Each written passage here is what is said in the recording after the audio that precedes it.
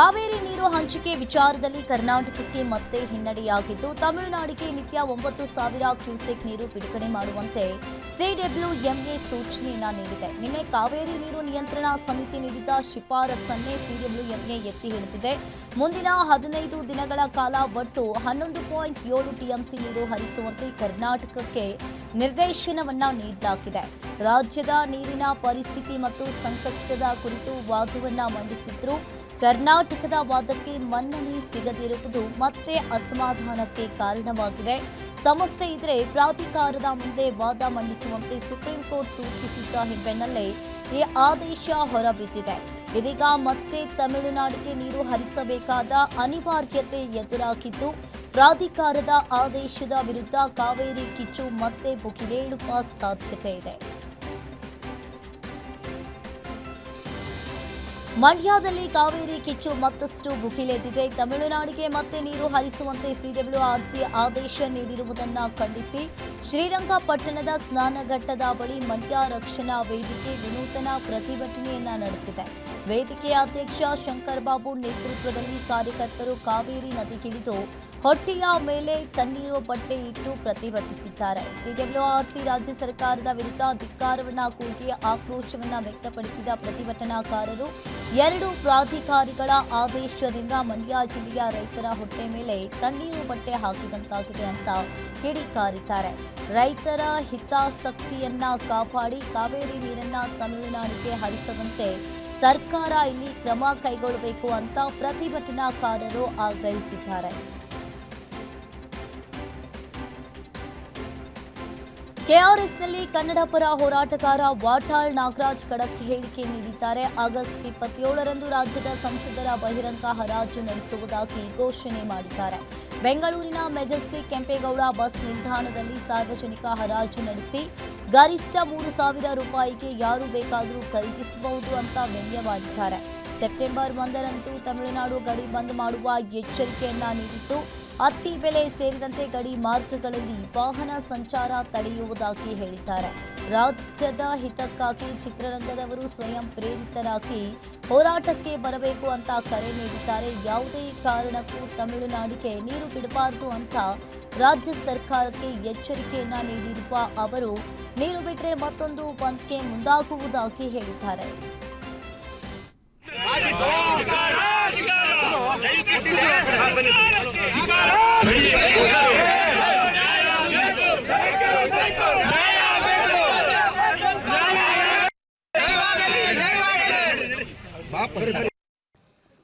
ಒಬ್ಬ ಪಾರ್ಲಿಮೆಂಟ್ ಸದಸ್ಯ ಗಂಡಸ್ತಾನೆ ಇದ್ದರೆ, ತಾಕತ್ತಿದ್ರೆ ಪಾರ್ಲಿಮೆಂಟ್ನೊಳಗೆ ಪ್ರಧಾನಮಂತ್ರಿ ಎದುರು ನಿಂತು ನಮ್ಗೆ ಅನ್ಯಾಯ ಆಗಿದೆ, ಸದಸ್ಯತ್ವ ಹೋದ್ರೂ ಚಿಂತೆ ಇಲ್ಲ, ಜೈಲಿಗೆ ಹಾಕಿದ್ರೂ ಚಿಂತೆ ಇಲ್ಲ, ಹೇಳಬೇಕಾಗಿತ್ತು.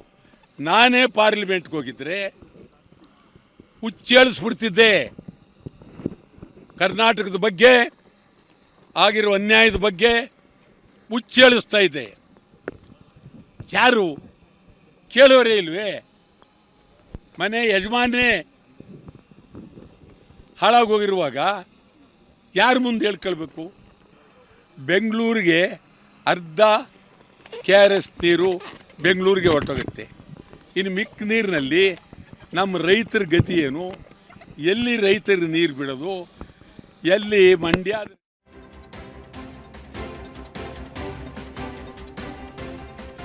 ಸದನದಲ್ಲಿ ಸಚಿವ ನಾಗೇಂದ್ರ ರಾಜೀನಾಮೆ ವಿಚಾರವಾಗಿ ಕಾಂಗ್ರೆಸ್ ಬಿಜೆಪಿ ನಡುವೆ ಕದನ ನಡೆದ ಬೆನ್ನಲ್ಲೇ ಈಗ ಬಿಜೆಪಿ ಹೋರಾಟವನ್ನ ಬೀದಿಗಿಳಿಸಲು ಸಜ್ಜಾಗಿದೆ.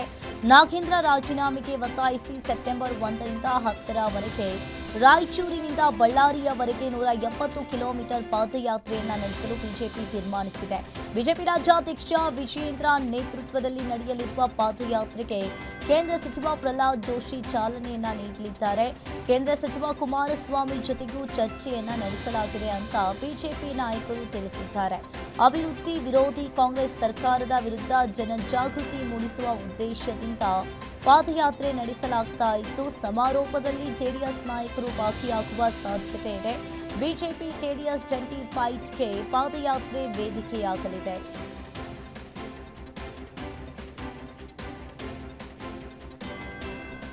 ಕೆಆರ್ಎಸ್ಸಿ ಹಗರಣ ಕೇಸ್ ಸಿಬಿಐ ತನಿಖೆಗೆ ನೀಡುವಂತೆ ಒತ್ತಡ ಹೆಚ್ಚಾಗಿದೆ. ವಿಧಾನಸೌಧಕ್ಕೆ ಮುತ್ತಿಗೆ ಹಾಕಲು ಬಂದಿದ್ದ ಎಬಿವಿಪಿ ಕಾರ್ಯಕರ್ತರನ್ನ ಪೊಲೀಸರು ಇಲ್ಲಿ ವಶಕ್ಕೆ ಪಡೆದಿದ್ದಾರೆ. ಎಬಿವಿಪಿ ಕಾರ್ಯಕರ್ತರನ್ನ ವಶಕ್ಕೆ ಪಡೆದು ಕಂಟೈನರ್ಗೆ ಪೊಲೀಸರು ತುಂಬಿದ್ದಾರೆ. ಕಂಟೈನರ್ನಲ್ಲಿ ಕಾರ್ಯಕರ್ತರನ್ನ ಠಾಣೆಗೆ ಕರೆದೊಯ್ದಿದ್ದಕ್ಕೆ ಆಕ್ರೋಶ ವ್ಯಕ್ತಪಡಿಸಿದ್ದಾರೆ. ಗಾಯಗೊಂಡವರಿಗೆ ಅವಧಿ ಮೀರಿದ ಔಷಧಿಯನ್ನ ಕೊಟ್ಟಿದ್ದಾರೆ ಅಂತ ಆರೋಪಿಸಲಾಗಿದೆ. 2-3 ವರ್ಷಗಳ ಹಿಂದಕ್ಕೆ ಎಕ್ಸ್ಪೈರ್ ಆಗಿರೋ ಮೆಡಿಸಿನ್ ಕೊಟ್ಟ ಹಿನ್ನೆಲೆಯಲ್ಲಿ ಕಾರ್ಯಕರ್ತರು ಆಕ್ರೋಶವನ್ನ ಹೊರಹಾಕಿದ್ದಾರೆ. ಮದುವೆಯಾಗುವುದಾಗಿ ನಂಬಿಸಿ ವಿಧವೆಯೊಂದಿಗೆ ದೈಹಿಕ ಸಂಬಂಧ ಬೆಳೆಸಿ ವಂಚಿಸಿದ ಆರೋಪ ಚಿಕ್ಕಬಳ್ಳಾಪುರದ ಕೆಎಸ್ಆರ್ಟಿಸಿ ಬಸ್ ಕಂಡಕ್ಟರ್ ವಿರುದ್ಧ ಕೇಳಿಬಂದಿದೆ. ಮೈಸೂರಿನಲ್ಲಿ ತರಬೇತಿಗೆ ತೆರಳಿದ್ದ ವೇಳೆ ಮಹಿಳೆಯ ಪರಿಚಯ ಮಾಡಿಕೊಂಡಿದ್ದ ಶ್ರೀನಾಥ್ ಬಳಿಕ ಫೋನ್ ಮೂಲಕ ಹತ್ತಿರವಾಗಿದ್ದ ಎನ್ನಲಾಗಿದೆ.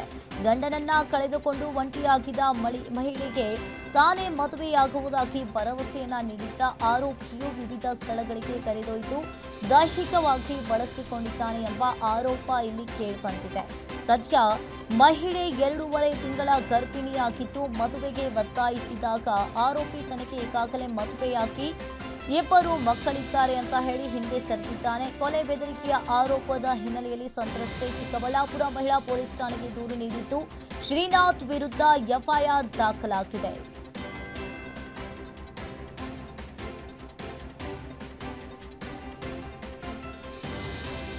ರಾಯಚೂರಿನಲ್ಲಿ ಯುವತಿಯ ಅತ್ಯಾಚಾರ ಮತ್ತು ಕೊಲೆ ಪ್ರಕರಣಕ್ಕೆ ಸಂಬಂಧಿಸಿದಂತೆ 4 ಆರೋಪಿಗಳನ್ನು ಪೊಲೀಸರು ಬಂಧಿಸಿದ್ದಾರೆ. ಆಗಸ್ಟ್ 19ರಂದು ಸಿರವಾರ ವ್ಯಾಪ್ತಿಯ ಗ್ರಾಮದಲ್ಲಿ 21 ವರ್ಷದ ಯುವತಿ ಸಂಜೆ ಬಹಿರ್ದೆಸೆಗೆ ತೆರಳಿದ್ದ ವೇಳೆ ಆರೋಪಿಗಳು ಕೃತ್ಯ ಎಸಗಿದ್ದಾರೆ ಎಂಬ ಆರೋಪ ಇಲ್ಲಿ ಕೇಳಿಬಂದಿದೆ.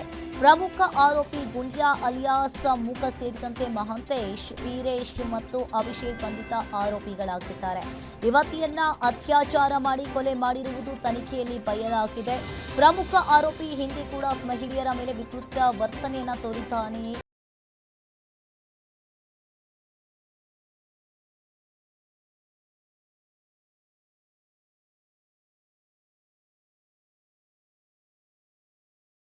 ಜೂಜಾಟ ಆಡುವ ಮುನ್ನ ಎಚ್ಚರ. ಎಷ್ಟೇ ಅನುಭವ ಇದ್ರೂ ಕೂಡ ಎದುರಾಳಿ ಎಲೆಕ್ಟ್ರಾನಿಕ್ ಡಿವೈಸ್ ಬಳಸಿ ಆಟವಾಡ್ತಾ ಇದ್ರೆ ನಿಮ್ಮ ಹಣ ಕ್ಷಣಾರ್ಧದಲ್ಲಿ ಖಾಲಿಯಾಗಬಹುದು. ಡಿಜಿಟಲ್ ಸ್ಪೀಡ್ ಕಾರ್ಡ್ ಸ್ಕ್ಯಾನ್ ಮಾಡುವ ತಂತ್ರಜ್ಞಾನ ಬಳಸಿ ಹಣವಂತರನ್ನೇ ಟಾರ್ಗೆಟ್ ಮಾಡ್ತಾ ಇದ್ದ ಖತರ್ನಾಕ್ ಗ್ಯಾಂಗ್ನ ಕಾರ್ಯವೈಖರಿ ಇದೀಗ ಬಯಲಾಗಿದೆ. ಮೊಬೈಲ್ ಮಾದರಿಯ ಡಿವೈಸ್ ಮೂಲಕ ಕಾರ್ಡ್ಗಳನ್ನು ಸ್ಕ್ಯಾನ್ ಮಾಡಿ ಆಟದ ಮಾಹಿತಿ ಪಡೆದು ಎದುರಾಳಿಯ ಗಮನಕ್ಕೆ ಬಾರದಂತೆ ವಂಚನೆ ನಡೆಸ್ತಾ ಇದ್ರು ಎಂಬ ಆರೋಪವಿದೆ. ಆರಂಭದಲ್ಲಿ 1-2 ಆಟ ಸೋತು ನಂಬಿಕೆ ಗಳಿಸಿ ಬಳಿಕ ನಿರಂತರವಾಗಿ ಹಣ ಗೆಲ್ತಾ ಇದ್ರು ಎನ್ನಲಾಗಿದೆ. ಈ ಪ್ರಕರಣಕ್ಕೆ ಸಂಬಂಧಿಸಿದಂತೆ ಸಿಸಿಬಿ ಅಧಿಕಾರಿಗಳು ಐವನನ್ನ ಬಂಧಿಸಿದ್ದು ಸುಮಾರು 50 ಲಕ್ಷ ರೂಪಾಯಿ ಮೌಲ್ಯದ ಸ್ಕ್ಯಾನರ್ಗಳು, ಎಲೆಕ್ಟ್ರಾನಿಕ್ ಉಪಕರಣಗಳು, 1 ಕಾರು, 1 ಆಟೋ, 3 ದ್ವಿಚಕ್ರ ವಾಹನಗಳು ಹಾಗೂ 7 ಮೊಬೈಲ್ಗಳನ್ನು ವಶಪಡಿಸಿಕೊಂಡಿದ್ದಾರೆ.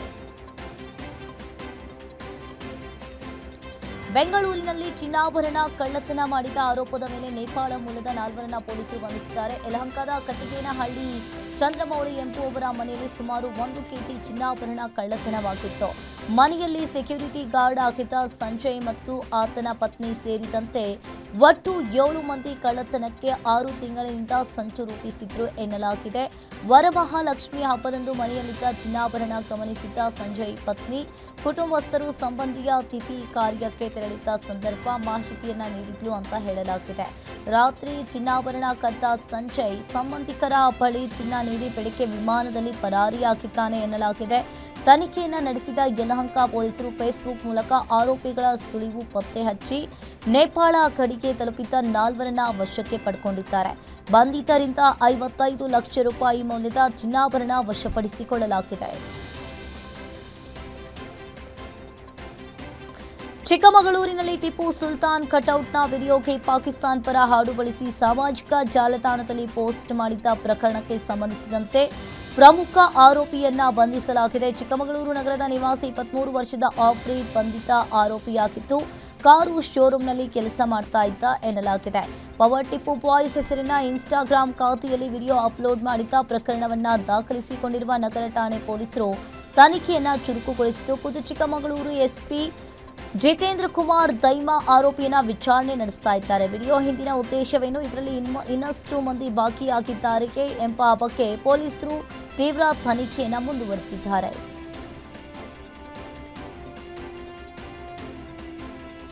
ಚಿಕ್ಕಮಗಳೂರಿನಲ್ಲಿ ಪಾಕಿಸ್ತಾನ ಪರ ಹಾಡು ಬಳಸಿ ರೀಲ್ಸ್ ಪೋಸ್ಟ್ ಮಾಡಿರುವ ಆರೋಪದ ವಿಚಾರಕ್ಕೆ ಸಂಬಂಧಿಸಿದಂತೆ ಉಡುಪಿ ಸಂಸದ ಕೋಟಾ ಶ್ರೀನಿವಾಸ್ ಪೂಜಾರಿ ತೀವ್ರ ಆಕ್ರೋಶವನ್ನ ವ್ಯಕ್ತಪಡಿಸಿದ್ದಾರೆ.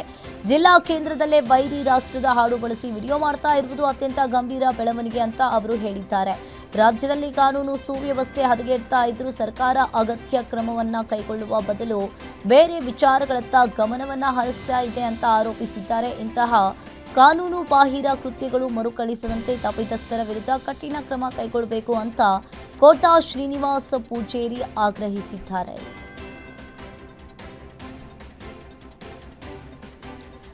ಬೆಂಗಳೂರು ಗ್ರಾಮಾಂತರ ಜಿಲ್ಲೆಯ ಹೊಸಕೋಟೆ ನಗರದಲ್ಲಿ ಬೆಳ್ಳಂಬೆಳಗ್ಗೆ ಜೆಸಿಬಿಗಳ ಘರ್ಜನೆ ಮೊಳಗಿದೆ. ನಗರದಲ್ಲಿನ ಅಂಗಡಿಗಳ ಮುಂಭಾಗದ ಒತ್ತುವರಿ ತೆರವಿಗೆ ನಗರಸಭೆ ಪೊಲೀಸ್ ಇಲಾಖೆ ಅಧಿಕಾರಿಗಳು ಜಂಟಿ ಕಾರ್ಯಾಚರಣೆಯನ್ನ ಆರಂಭಿಸಿದ್ದಾರೆ. 4 ತಂಡಗಳಾಗಿ ವಿಭಜನೆಗೊಂಡ ಅಧಿಕಾರಿಗಳು ಚರಂಡಿ ಹಾಗೂ ಫುಟ್ಪಾತ್ಗಳನ್ನು ಆಕ್ರಮಿಸಿಕೊಂಡಿದ್ದ ಅಂಗಡಿಗಳ ಮುಂಭಾಗದ ಒತ್ತುವರಿಯನ್ನು ತೆರವುಗೊಳಿಸ್ತಾ ಇದ್ದಾರೆ. ಹೋಟೆಲ್ಗಳ ಮುಂದೆ ಅಳವಡಿಸಿದ್ದ ಕಾಂಕ್ರೀಟ್ ಸ್ಲ್ಯಾಬ್ಗಳನ್ನು ತೆರವು ಮಾಡಲಾಗಿದೆ. ಫುಟ್ಪಾತ್ ಒತ್ತುವರಿಯಿಂದ ಟ್ರಾಫಿಕ್ ಜಾಮ್, ಅಪಘಾತಗಳು ಹಾಗೂ ಸಾರ್ವಜನಿಕರಿಗೆ ತೊಂದರೆ ಉಂಟಾಗ್ತಾ ಇದ್ದ ಹಿನ್ನೆಲೆಯಲ್ಲಿ ದೂರುಗಳ ಆಧಾರದ ಮೇಲೆ ಕಾರ್ಯಾಚರಣೆ ನಡೆಸಲಾಗಿದೆ. ಇತ್ತ ಒತ್ತುವರಿ ತೆರವು ಕ್ರಮಕ್ಕೆ ಪರ ವಿರೋಧ ಚರ್ಚೆಯೂ ಕೂಡ ಜೋರಾಗಿದೆ. ಕೌಟುಂಬಿಕ ಕಲಹದ ಹಿನ್ನೆಲೆಯಲ್ಲಿ 3 ಮಕ್ಕಳೊಂದಿಗೆ ತುಂಗಾ ನದಿಗೆ ಹಾರಿದ ಮಹಿಳೆಯ ಪ್ರಕರಣದಲ್ಲಿ ನಾಪತ್ತೆಯಾಗಿರುವ 2 ಹೆಣ್ಣು ಮಕ್ಕಳಿಗಾಗಿ ಶೋಧ ಕಾರ್ಯಾಚರಣೆ ಮುಂದುವರೆದಿದೆ. ಚಿತ್ರದುರ್ಗ ಜಿಲ್ಲೆಯ ಹೊಸೂರು ಗ್ರಾಮದ ಭವಾನಿ ನಿನ್ನೆ ತನ್ನ 3 ಮಕ್ಕಳೊಂದಿಗೆ ತುಂಗಾ ನದಿಗೆ ಹಾರಿದ್ರು ಎನ್ನಲಾಗಿದೆ. ಸ್ಥಳೀಯರು ಭವಾನಿ ಹಾಗೂ ಅವರ 11 ತಿಂಗಳ ಮಗುವನ್ನ ರಕ್ಷಣೆ ಮಾಡಿದ್ದಾರೆ. ಆದರೆ 6 ವರ್ಷದ ಸಾನ್ವಿಕಾ ಮತ್ತು 4 ವರ್ಷದ ತನ್ವಿಕಾ ನದಿಯಲ್ಲಿ ಕೊಚ್ಚಿ ಹೋಗಿರುವ ಶಂಕೆ ವ್ಯಕ್ತವಾಗಿದೆ. ಅಗ್ನಿಶಾಮಕ ದಳದ ಸಿಬ್ಬಂದಿ ನದಿಯಲ್ಲಿ ತೀವ್ರ ಶೋಧವನ್ನ ನಡೆಸ್ತಾ ಇದ್ದಾರೆ. ಇನ್ನು ಇತ್ತ ರಕ್ಷಿಸಲ್ಪಟ್ಟ ಭವಾನಿ ತನ್ನ ಮಕ್ಕಳನ್ನ ಹುಡುಕಿಕೊಡಿ ಎಂದು ಗೋಳಾಡ್ತಾ ಇದ್ದಾರೆ. ನಾಪತ್ತೆಯಾಗಿರುವ 2 ಮಕ್ಕಳಿಗಾಗಿ ಶೋಧ ಕಾರ್ಯಾಚರಣೆ ಮುಂದುವರೆದಿದೆ.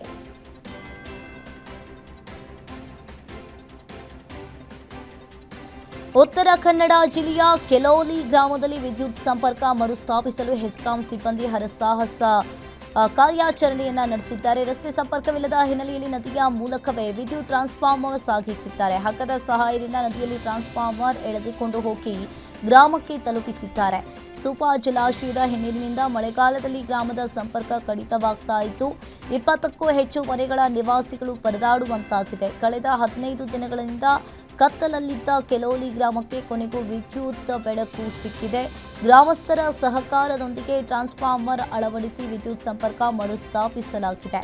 ಹೆಸ್ಕಾಂ ಸಿಬ್ಬಂದಿಯ ಸಾಹಸಮಯ ಕಾರ್ಯಕ್ಕೆ ಗ್ರಾಮಸ್ಥರು ಮೆಚ್ಚುಗೆಯನ್ನು ವ್ಯಕ್ತಪಡಿಸಿ ಕೃತಜ್ಞತೆಯನ್ನ ಸಲ್ಲಿಸಿದ್ದಾರೆ.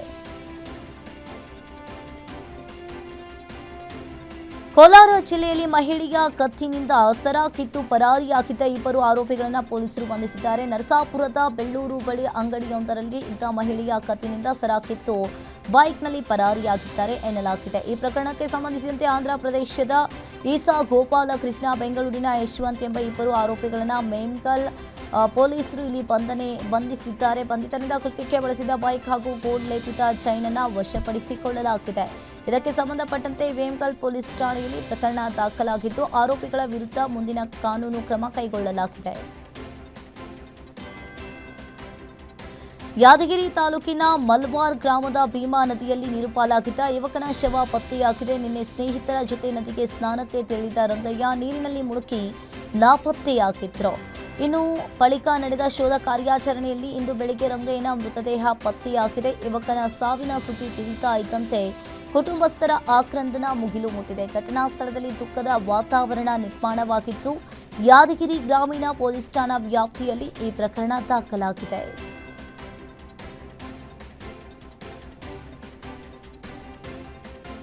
ಕೋಲಾರದಲ್ಲಿ ಕುರಿ ಸಾವಿನ ವಿಚಾರವಾಗಿ 2 ಕುಟುಂಬಗಳ ನಡುವೆ ನಡೆದ ಜಗಳ ವೃದ್ಧೆಯ ಕೊಲೆಯಲ್ಲಿ ಅಂತ್ಯವಾಗಿದೆ ಎಂಬ ಆರೋಪ ಇಲ್ಲಿ ಕೇಳಿಬಂದಿದೆ. ಕೋಲಾರ ತಾಲೂಕಿನ ಪಚ್ಚಾರ್ಲಹಳ್ಳಿ ಗ್ರಾಮದಲ್ಲಿ ಘಟನೆ ನಡೆದಿತ್ತು. 65 ವರ್ಷದ ವೆಂಕಟ ಲಕ್ಷ್ಮಮ್ಮ ಮೃತ ವೃದ್ಧಿ ಎಂದು ಗುರುತಿಸಲಾಗಿದೆ. ಗ್ರಾಮದ ಆಂಚಪ್ಪ, ಮಂಜುನಾಥ್, ವೆಂಕಟೇಶ್ ಸೇರಿದಂತೆ ಹಲವರ ವಿರುದ್ಧ ಕೊಲೆ ಆರೋಪ ಇಲ್ಲಿ ಕೇಳಿಬಂದಿದೆ. ನಿನ್ನೆ ಕುರಿಯೊಂದು ಸಾವನ್ನಪ್ಪಿದ ವಿಚಾರವಾಗಿ ವೆಂಕಟಲಕ್ಷ್ಮಮ್ಮ, ಆಂಚಪ್ಪ ಕುಟುಂಬದ ನಡುವೆ ಗಲಾಟೆ ನಡೆದಿತ್ತು. ಇದಕ್ಕೆ ಸಂಬಂಧಪಟ್ಟಂತೆ ವೇಮ್ಗಲ್ ಪೊಲೀಸ್ ಠಾಣಾ ವ್ಯಾಪ್ತಿಯಲ್ಲಿ ರಾಜಿ ಪಂಚಾಯಿತಿಯೂ ನಡೆದಿತ್ತು ಎನ್ನಲಾಗಿದೆ. ಆದರೆ ರಾತ್ರಿ ಮತ್ತೆ ಗ್ರಾಮದಲ್ಲಿ ಗಲಾಟೆ ನಡೆದಿತ್ತು. ಇದೇ ವೇಳೆ ವೆಂಕಟಲಕ್ಷ್ಮಮ್ಮ ಮೃತಪಟ್ಟಿದ್ದಾರೆ. ಇನ್ನು ಘಟನೆ ಸಂಬಂಧ ವೇಮಗಲ್ ಪೊಲೀಸರು ತನಿಖೆಯನ್ನು ಮುಂದುವರಿಸಿದ್ದಾರೆ.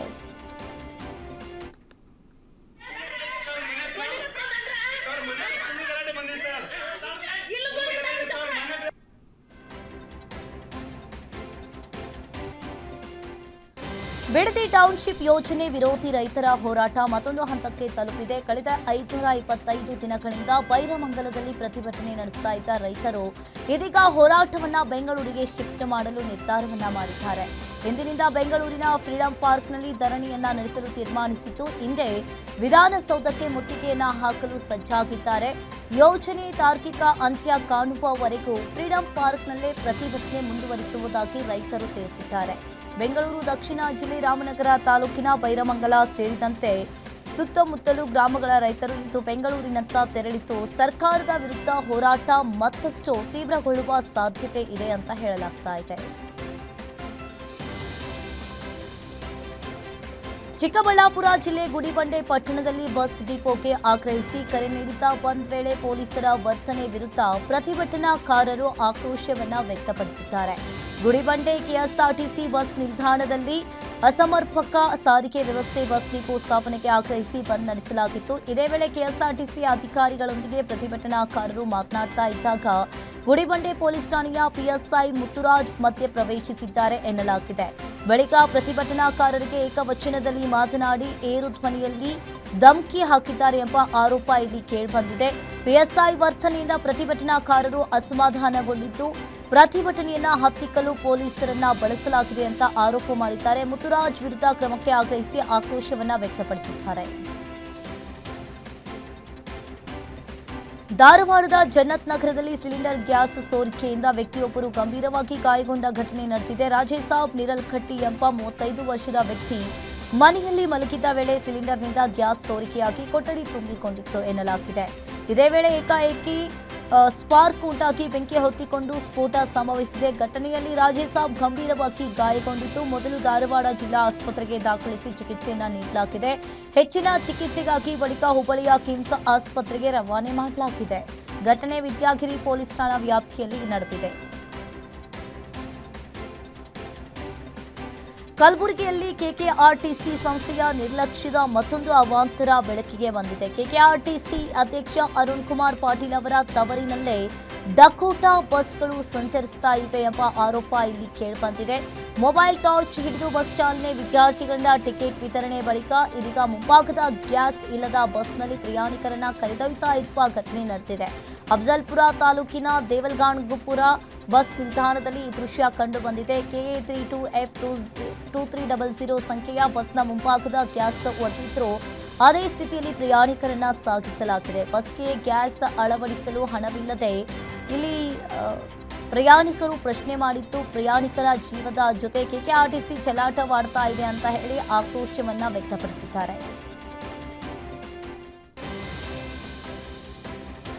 ಹಾವೇರಿ ಜಿಲ್ಲೆಯ ಹಾನಗಲ್ ತಾಲೂಕು ಸರ್ಕಾರಿ ಆಸ್ಪತ್ರೆಯಲ್ಲಿ ಚಿಕಿತ್ಸೆ ವಿಳಂಬವಾಗಿದೆ. ವೈದ್ಯರ ನಿರ್ಲಕ್ಷ್ಯದಿಂದ ನವಜಾತ ಶಿಶು ಮೃತಪಟ್ಟಿದೆ ಅಂತ ಆರೋಪಿಸಿ ಕುಟುಂಬಸ್ಥರು ಪ್ರತಿಭಟನೆಯನ್ನ ನಡೆಸಿದ್ದಾರೆ.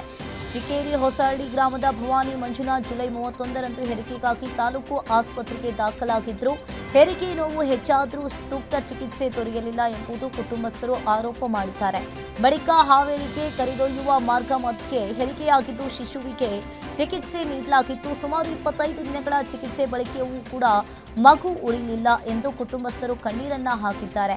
ತಪ್ಪಿತಸ್ಥರ ವಿರುದ್ಧ ಕಠಿಣ ಕ್ರಮಕ್ಕೆ ಆಗ್ರಹಿಸಿ ಮಗುವಿನ ಮೃತದೇಹವನ್ನ ಆಸ್ಪತ್ರೆಯ ಬಾಗಿಲು ಬಳಿ ಇರಿಸಿ ಪ್ರತಿಭಟನೆ ನಡೆಸಿದ್ರು. ಇನ್ನು ಹಿರಿಯ ಅಧಿಕಾರಿಗಳು ಸ್ಥಳಕ್ಕೆ ಬರುವವರೆಗೂ ಹೋರಾಟ ಹಿಂಪಡೆಯುವುದಿಲ್ಲ ಅಂತ ಎಚ್ಚರಿಕೆಯನ್ನ ನೀಡಿದ್ದು, ಪೊಲೀಸರು ಸ್ಥಳಕ್ಕೆ ಭೇಟಿ ನೀಡಿ ಪರಿಶೀಲನೆಯನ್ನ ನಡೆಸಿದ್ದಾರೆ. ಶಿವಮೊಗ್ಗ ಜಿಲ್ಲೆಯ ಸಾಗರ ತಾಲೂಕಿನ ನೆಲ್ಲಿಬಿಡಲಿಯಲ್ಲಿ ಮರಳು ಟಿಪ್ಪರ್ ಡಿಕ್ಕಿಯಾಗಿ ಯುವತಿ ಸ್ಥಳದಲ್ಲಿಯೇ ಮೃತಪಟ್ಟಿರುವ ದಾರುಣ ಘಟನೆ ನಡೆದಿದೆ. ಇನ್ನು ಮಳೂರು ಗ್ರಾಮದ ಅರ್ಚನಾ ಜೈನ್ ಮೃತ ಯುವತಿ ಇಂದು ಕೆಲಸಕ್ಕೆ ತೆರಳುತ್ತಾ ಇದ್ದ ಅರ್ಚನಾರನ್ನ ತಂದೆ ನೀಲಂ ಕುಮಾರ್ ಜೈನ್ ಬಸ್ಗೆ ಬಿಡಲು ಬೈಕ್ನಲ್ಲಿ ತೆರಳುತ್ತಾ ಇದ್ದ ವೇಳೆ ಮರಳು ಸಾಗಿಸ್ತಾ ಇದ್ದ KA157918 ನೋಂದಣಿ ಸಂಖ್ಯೆಯ ಟಿಪ್ಪರ್ ಡಿಕ್ಕಿ ಹೊಡೆದಿದೆ ಎನ್ನಲಾಗಿದೆ. ಅಪಘಾತದಲ್ಲಿ ಅರ್ಚನಾ ಸ್ಥಳದಲ್ಲಿಯೇ ಮೃತಪಟ್ಟಿದ್ದು, ತಂದೆ ನೀಲ್ ಕುಮಾರ್ ಗಂಭೀರವಾಗಿ ಗಾಯಗೊಂಡಿದ್ದಾರೆ. ಅವರನ್ನು ಮಣಿಪಾಲ್ ಆಸ್ಪತ್ರೆಗೆ ದಾಖಲಿಸಲಾಗಿದೆ. ಅಪಘಾತದ ಬಳಿಕ ಟಿಪ್ಪರ್ ಬಿಟ್ಟು ಚಾಲಕ ಪರಾರಿಯಾಗಿದ್ದಾನೆ. ಉಡುಪಿಯಲ್ಲಿ ಹಾಸ್ಟೆಲ್ ವಾರ್ಡನ್ ಆಗಿ ಕೆಲಸವನ್ನ ಮಾಡ್ತಾ ಇದ್ದ ಅರ್ಚನಾ ಸಾವಿನಿಂದ ಕುಟುಂಬಸ್ಥರಲ್ಲಿ ಆಘಾತ ಮನೆ ಮಾಡಿದೆ. ಅಕ್ರಮ ಮರಳು ದಂಧೆ ಹಾಗೂ ಅತಿ ವೇಗದ ಮರಳು ಲಾರಿಗಳ ವಿರುದ್ಧ ಸ್ಥಳೀಯರು ಆಕ್ರೋಶವನ್ನ ವ್ಯಕ್ತಪಡಿಸಿದ್ದಾರೆ.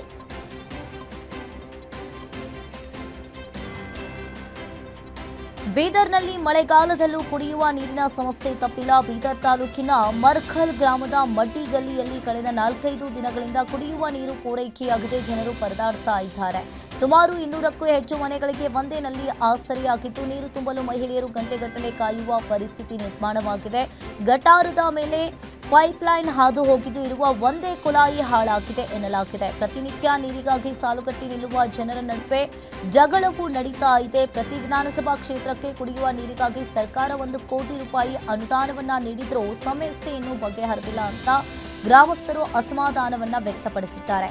ಪ್ರತಿ 4 ಮನೆಗಳಿಗೆ ಒಂದರಂತೆ ನಳ ಸಂಪರ್ಕವನ್ನ ಕಲ್ಪಿಸಿ ನೀರಿನ ಸಮಸ್ಯೆ ಶಾಶ್ವತವಾಗಿ ಬಗೆಹರಿಸುವಂತೆ ಗ್ರಾಮಸ್ಥರು ಒತ್ತಾಯಿಸಿದ್ದಾರೆ. ಬೆಳಗಾವಿ ತಾಲೂಕಿನ ಚಂದನ ಹೊಸೂರು ಗ್ರಾಮದಲ್ಲಿ ಸಮರ್ಪಕ ಬಸ್ ವ್ಯವಸ್ಥೆಗೆ ಆಗ್ರಹಿಸಿ ವಿದ್ಯಾರ್ಥಿಗಳು ರಸ್ತೆ ತಡೆದು ಪ್ರತಿಭಟನೆ ನಡೆಸಿದ್ದಾರೆ. ಶಾಲಾ ಕಾಲೇಜುಗಳಿಗೆ ತೆರಳಲು ಸರಿಯಾದ ಬಸ್ ಸೌಲಭ್ಯ ಇಲ್ಲದೆ ಪ್ರತಿದಿನ ತೊಂದರೆ ಅನುಭವಿಸ್ತಾ ಇದ್ದೇವೆ ಅಂತ ವಿದ್ಯಾರ್ಥಿಗಳು ಆಕ್ರೋಶವನ್ನ ವ್ಯಕ್ತಪಡಿಸಿದ್ರು. ಬಸ್ಗಾಗಿ ಕಾಯುತ್ತಾ ತರಗತಿಗಳೇ ಮಿಸ್ ಆಗ್ತಾ ಇವೆ ಅಂತ ಆರೋಪಿಸಿ ಗ್ರಾಮದಲ್ಲಿ ಬಸ್ ತಡೆದು ರಸ್ತೆ ಬಂದ್ ಮಾಡಿದ್ರು. ಸಾರಿಗೆ ಅಧಿಕಾರಿಗಳು ಸ್ಥಳಕ್ಕೆ ಬರುವಂತೆ ಪಟ್ಟು ಹಿಡಿದ ವಿದ್ಯಾರ್ಥಿಗಳ ಮನವಿಗೆ ಸ್ಪಂದಿಸಿ ಅಧಿಕಾರಿಗಳು ಹಾಗೂ ಹಿರೇಬಾಗೇವಾಡಿ ಠಾಣೆ ಪೊಲೀಸರು ಸ್ಥಳಕ್ಕೆ ದೌಡಾಯಿಸಿದ್ರು. ಶೀಘ್ರವೇ ಸೂಕ್ತ ಬಸ್ ವ್ಯವಸ್ಥೆ ಕಲ್ಪಿಸುವುದಾಗಿ ಸಾರಿಗೆ ಅಧಿಕಾರಿಗಳು ಭರವಸೆ ನೀಡಿದ ಬಳಿಕ ವಿದ್ಯಾರ್ಥಿಗಳು ಪ್ರತಿಭಟನೆಯನ್ನ ಹಿಂಪಡೆದರು. ಘಟನೆ ಹಿರೇಬಾಗೇವಾಡಿ ಪೊಲೀಸ್ ಠಾಣಾ ವ್ಯಾಪ್ತಿಯಲ್ಲಿ ನಡೆದಿದೆ. ರಾಜ್ಯದ ಗ್ರಾಹಕರಿಗೆ ಮತ್ತೆ ಈರುಳ್ಳಿ ಕಣ್ಣೀರು ತರಿಸಿದ್ದು ರೈತರಿಗೆ ಮಾತ್ರ ದರ ಏರಿಕೆ ಬಂಪರ್ ಲಾಭವನ್ನ ತಂದಿದೆ. ಪೂರೈಕೆ ಕಡಿಮೆ ಆಗ್ತಾ ಇದ್ದಂತೆ ಒಂದೇ ವಾರದಲ್ಲಿ ಕ್ವಿಂಟಾಲ್ ಈರುಳ್ಳಿ ದರ ಸುಮಾರು 1600 ರೂಪಾಯಿ ಏರಿಕೆಯಾಗಿದೆ. ಯಶವಂತಪುರ ಸಗಟು ಮಾರುಕಟ್ಟೆಯಲ್ಲಿ ಕ್ವಿಂಟಾಲ್ಗೆ 5000 ರೂಪಾಯಿ ತಲುಪಿದ್ರೆ ಚಿಲ್ಲರೆ ಮಾರುಕಟ್ಟೆಯಲ್ಲಿ ಕೆಜಿಗೆ 50ರಿಂದ 55 ರೂಪಾಯಿವರೆಗೆ ಮಾರಾಟವಾಗ್ತಾ ಇದೆ. ಮಳೆ ಕೊರತೆಯಿಂದ ಬೆಳೆ ಉತ್ಪಾದನೆ ಮೇಲೆ ಪರಿಣಾಮ ಬೀರಿದ್ದು ಮುಂದಿನ ದಿನಗಳಲ್ಲಿ ದರ ಮತ್ತಷ್ಟು ಏರಿಕೆಯಾಗುವ ಸಾಧ್ಯತೆ ಇದೆ. ನವೆಂಬರ್-ಡಿಸೆಂಬರ್ ವೇಳೆಗೆ ಸಗಟು ದರ ಕೆಜಿಗೆ 60 ರೂಪಾಯಿ ತಲುಪುವ ಆತಂಕವೂ ಕೂಡ ಎದುರಾಗಿದೆ. ರೈತರಿಗೆ ಲಾಭವಾದರೂ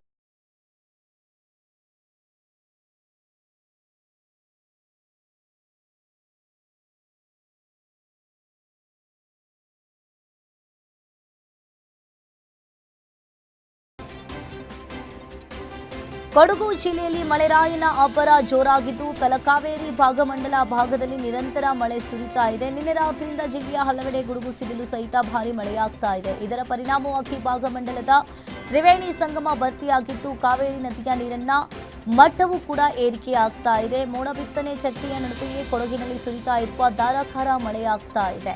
ಇತ್ತ ಹಾರಂಗಿ ಜಲಾನಯನ ಪ್ರದೇಶದಲ್ಲೂ ಉತ್ತಮ ಮಳೆಯಾಗ್ತಾ ಇದ್ದು ಜಲಾಶಯಕ್ಕೆ ಒಳಹರಿವಿನ ಪ್ರಮಾಣ ಹೆಚ್ಚಳವಾಗುವ ಸಾಧ್ಯತೆ ಇದೆ. ಕೊಡಗಿನಾದ್ಯಂತ ಮಳೆ ಮುಂದುವರೆದರೆ ಕಾವೇರಿ ನದಿ ಪಾತ್ರದ ಜನರಲ್ಲಿ ಮತ್ತೆ ಇಲ್ಲಿ ಪ್ರವಾಹದ ಆತಂಕವೂ ಕೂಡ ಹೆಚ್ಚಾಗುವ ಸಾಧ್ಯತೆ ಇದೆ. ಇನ್ನು ಭಾಗಮಂಡಲದ ತ್ರಿವೇಣಿ ಸಂಗಮ ಕೂಡ ಭರ್ತಿಯಾಗಿದೆ.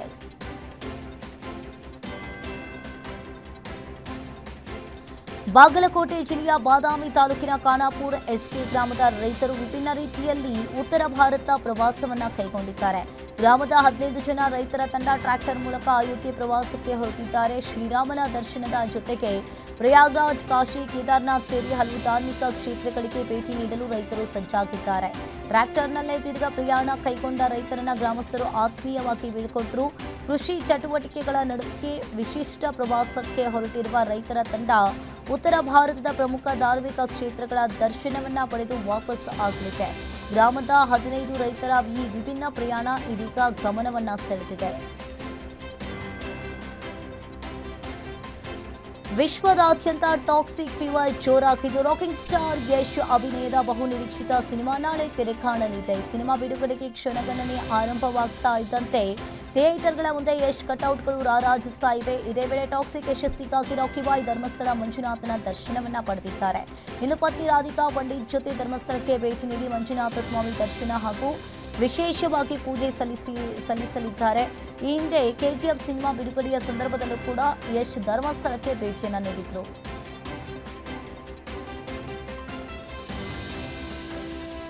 ಟಾಕ್ಸಿಕ್ ಸಿನಿಮಾ ರಿಲೀಸ್ಗೂ ಮುನ್ನವೇ ರಾಕಿಂಗ್ ಸ್ಟಾರ್ ಯಶ್ ಜಾತ್ರೆ ಶುರುವಾಗಿದೆ. ನಾಳೆ ವಿಶ್ವದಾದ್ಯಂತ ತೆರೆ ಕಾಣಲಿರುವ ಟಾಕ್ಸಿಕ್ ಚಿತ್ರದ ಅಡ್ವಾನ್ಸ್ ಬುಕಿಂಗ್ಗೆ ಭರ್ಜರಿ ಪ್ರತಿಕ್ರಿಯೆ ಸಿಕ್ಕಿತ್ತು.